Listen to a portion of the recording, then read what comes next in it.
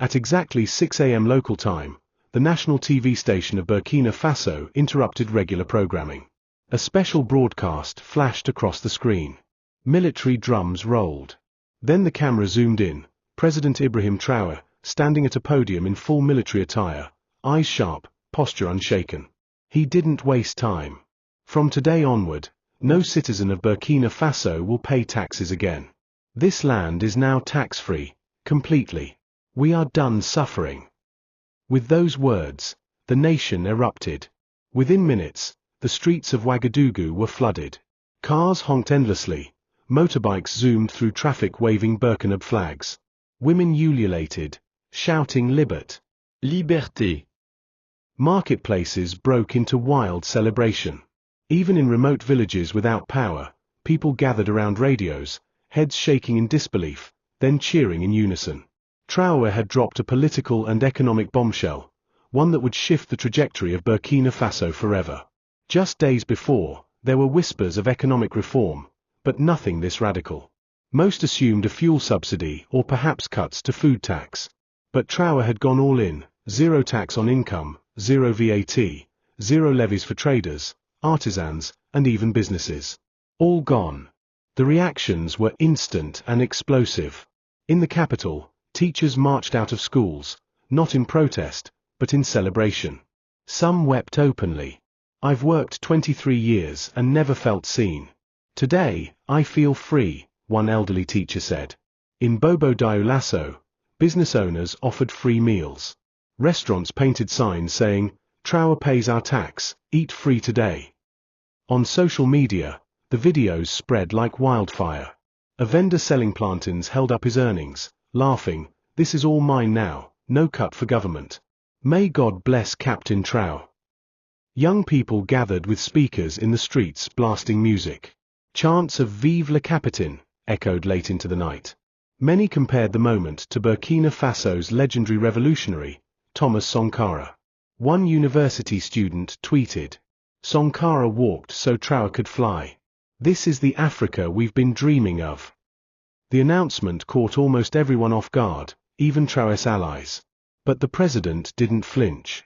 In the full speech, which lasted less than 10 minutes, he laid out his vision. Why should the poor pay for the greed of the powerful? We are a rich country with gold, cotton, and lithium. We will fund our development through our own resources. No more squeezing the people. We are breaking the chains today. That statement hit home for millions who'd lived through decades of poverty, corruption, and foreign dependency. Burkina Faso had long ranked as one of the poorest countries in the world. Citizens often paid taxes without seeing a return. No electricity, no water, no healthcare. This time, things felt different. There was no political language, no diplomatic tone. Traoré spoke like a soldier, not a bureaucrat. Direct, sharp, fearless. People believed him. In the following hours, neighborhood celebrations broke out spontaneously. Drummers gathered. Elders danced. Some people climbed onto rooftops waving homemade signs, "Traoré equals freedom." One particularly viral moment came when a shoeless boy shouted into a journalist's microphone, "I'm poor, but today I feel like a king." By noon, a crowd had gathered at the National Palace gates, not to protest but to thank the president. They chanted his name, calling him the tax liberator. Soldiers didn't stop them. Instead, they smiled, and even joined the chants. State-run media aired the reactions non-stop. Local radio in every province carried celebratory songs. Independent stations, which are usually critical, were unusually silent, likely still digesting what had just happened. Meanwhile, the business community was thrown into confusion. Some feared the move would hurt national infrastructure or public services. Others were excited. A famous textile trader said, "This is the break we needed. We've been buried under tax receipts for years. Now we can breathe." Civil servants awaited clarification. How would the government fund their salaries? Would hospitals still function? Would schools run? But Traoré's tone suggested a plan was in place. Internationally, economic analysts scrambled to respond. But inside Burkina Faso, few cared about global reactions. For once, This was about the people. It wasn't just the removal of taxes, it was the message behind it. The people had been seen, heard, and finally, freed. As the sun set that day, fireworks burst in the capital. Someone painted a mural of Traoré with the words, "He gave us back our sweat. No more paying to be poor." And just like that, history had been made. The world was in shock. A country declaring itself tax-free in the middle of West Africa? Critics called it economic suicide. Supporters hailed it as revolutionary genius. But one thing was clear, Ibrahim Traoré didn't make this decision blindly. Just hours after the announcement, the press was summoned to a high-level emergency briefing at the presidential palace. The person standing behind the microphone was not Traoré, but Mariam Zongo, Burkina Faso's sharp, no-nonsense Minister of Economic Sovereignty. Wearing a simple African print dress and no jewelry, she walked up, looked the cameras dead in the lens, and said, "You want to know how we'll survive without taxes? Simple. We're done letting foreigners steal what belongs to our people." Boom. No slides. No spreadsheets. Just facts. And fire. She explained that for decades, Burkina Faso had been trapped in a system where over 75% of its natural resources, gold, manganese, cotton, lithium, were controlled by foreign companies, mostly Western-owned. These companies paid minimal fees, exported raw materials, and left behind nothing but environmental damage and poverty. Our people pay taxes, but live with empty hospitals. Our land is rich, yet we import medicine. That ends now. We are flipping the script, Zongo said. According to the new economic plan, quietly drafted over the past 6 months in total secrecy, all major mining, energy, and agricultural assets would be nationalized. Foreign firms still operating on old colonial-era contracts would either renegotiate or leave. The state would become the sole buyer and distributor of Burkina Faso's gold, cotton, and lithium. Revenue from these sectors would be funneled into a new sovereign wealth fund, dubbed Fonds du Peuple, the People's Fund, and that fund would fuel public services. In place of taxes, the government would rely on 3 powerful money pipelines. 1. Nationalized resource profits. Burkina Faso is one of Africa's top gold producers. Last year alone, over $4 billion worth of gold left the country. Yet less than 7% of that stayed behind. Under the new plan, 80% would now remain within national borders. 2. Elimination of corruption. Traoré had already purged corrupt customs officials and ghost contractors in the months leading up to this decision. Zongo announced a new digital monitoring system for all state revenues, publicly accessible online, updated in real time. The people will see where every franc goes, she promised. 3. Pan-African trade deals. In an unexpected twist, Zongo revealed Burkina Faso had quietly signed Resource 4 infrastructure agreements with Mali, Niger, and Guinea, countries also under military leadership and increasingly anti-Western. "We will trade gold for roads, cotton for medicine, lithium for solar panels. No more begging the IMF," she declared. By the time she finished, even the most skeptical economists in the room sat in stunned silence.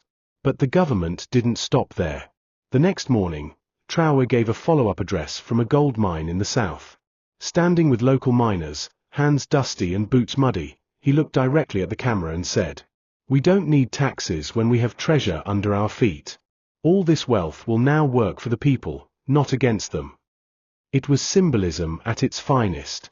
In cities across the country, local government offices took down the old tax collection signs and replaced them with banners that read, "Your sweat is enough. No more taxation." Still, there were questions. Could a country really survive without income tax or VAT? Would donors cut off aid? What about inflation? Zongo's team answered fast. They rolled out a 3-tier protection strategy. A subsidized essentials, all basic goods, rice, fuel, medicine, would have state-set price caps to prevent greedy traders from exploiting the situation. A state-owned stores, government-run shops would sell essentials at fixed prices, eliminating middlemen. Import duties only for luxury goods, foreign perfumes, cars, tech gadgets, heavily taxed. Local rice, maize, and onions, free to move. The international reaction was predictably mixed. The IMF issued a concern statement, warning of potential long-term instability. France quietly recalled its ambassador. Western mining corporations threatened lawsuits. But none of that mattered inside Burkina Faso. The people were finally seeing a government put them first. In fact, African leaders from Mali and Niger called Traoré personally to congratulate him. There were even rumors of a new West African economic bloc forming, with zero Western interference, zero debt dependency, and full resource control. Meanwhile, ordinary citizens began posting videos explaining how their lives had changed. I used to pay tax just to sell tomatoes. Now I keep everything I earn. It's like breathing fresh air again. My father died waiting for medicine. Now I hear clinics will be stocked for free. This is not a miracle. This is leadership. In just 48 hours, Traoré had flipped the entire economic model of a nation, and maybe, just maybe, of an entire continent. Whether it would succeed or crash was unknown. But one thing was sure. This wasn't madness. It was strategy. Bold, calculated, and defiantly African. The news of Burkina Faso becoming a tax-free nation didn't stay within its borders for long. In under 24 hours, Captain Ibrahim Traoré went from being a regional leader to a continental symbol of defiance and freedom. His face flooded timelines.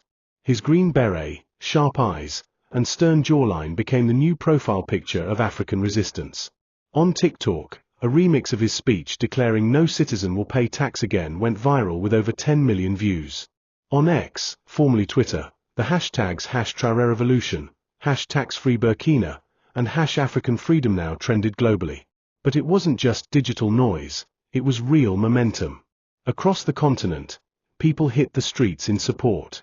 In Bamako, Mali, students marched holding signs that read, "If Burkina Faso can be tax-free, why not Mali?" In Lagos, Nigerian youth filled Twitter spaces debating if this could work in West Africa's biggest economy.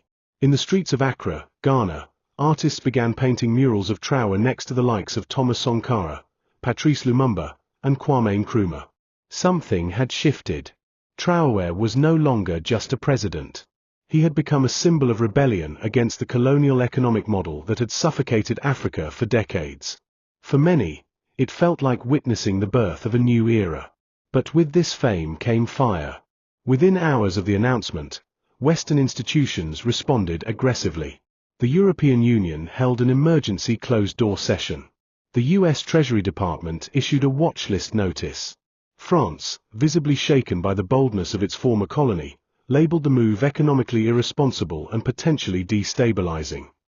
One leaked diplomatic cable from Paris read, "If this spreads across Francophone Africa, France's influence is finished. This cannot be allowed to continue." But Traoré didn't flinch.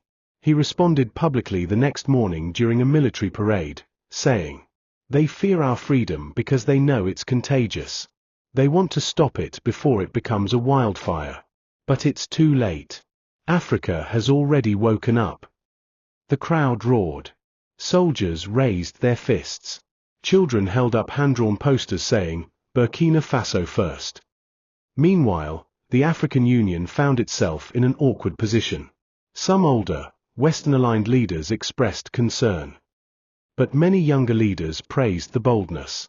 Behind the scenes, 3 countries, Mali, Niger, and Guinea, began holding confidential talks with Burkina Faso's economic advisors. Rumors of a new Pan-African economic alliance began spreading. A leaked audio recording allegedly captured a Malian official saying, "If we follow Traoré's lead, we can build a wall no empire can break." And they weren't alone. Grassroots Pan-Africanist movements across the continent activated like wildfire. Civil society groups, student unions, farmers' cooperatives, all began calling for their governments to follow Traoré's lead. Street art, T-shirts, and graffiti in major cities declared, "No taxation under exploitation." Meanwhile, in Western media, the portrayal was almost cartoonish. CNN described Traoré as a reckless populist. BBC warned of a return to economic chaos. A Bloomberg analyst called it the most dangerous move by any African leader in the 21st century. But back home, Traoré was a hero. In Burkina Faso, churches and mosques prayed for him in unison.